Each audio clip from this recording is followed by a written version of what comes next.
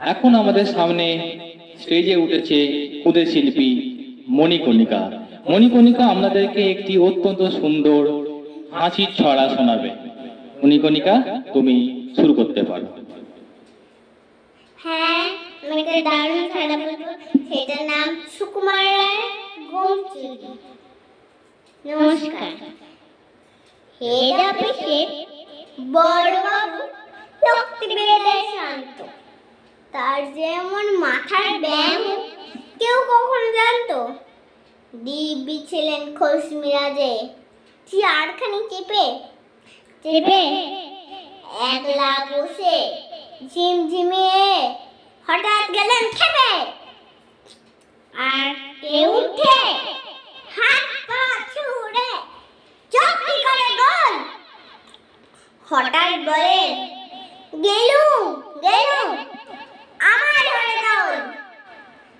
তাই শুনে কেউ বলতে থাকে, কেউ বা হাঁকেন পুলিশ, কেউ বা বলে কামড়ে দেবে, সাবধানে তুলিস। ব্যস্ত সবে এদিক ওদিক করছে ঘোরাঘুরি।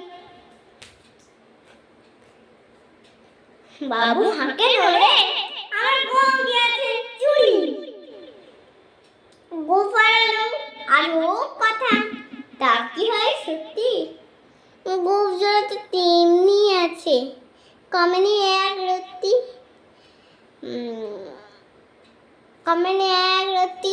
সবাইকে বুঝিয়ে বুঝিয়ে বলে সামনে ধরে আয়না, মোটেও গোপ হয়নি চুরি, কখন তা হয় না।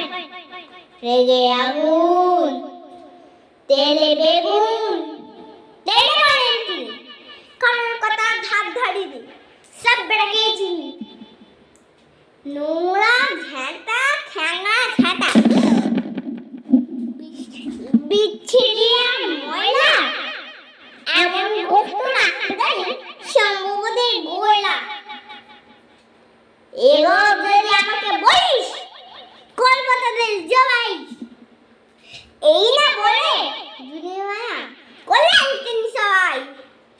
ভীষণ রেগে ভীষণ খেয়ে দিলেন লিখে খাতায়, কাউকে বেশি লাই দিতেন সবাই চেড়ে মাথায়।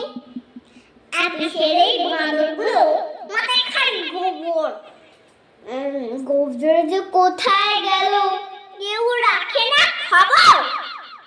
ইচ্ছে করে বেটাদের গোপ ধরে খুব নাচি, মুখগুলো মুন্ডু ধরে কোঁদা দিয়ে চাচি। গোফকে বলে তোমার আমার, গোফ কি কারণ কি না, গোফের আমি গোফের তুমি, তাই দিয়ে যাচ্ছে না। গোফের আমি গোফের তুমি, তাই দিয়ে যাচ্ছে না। নমস্কার।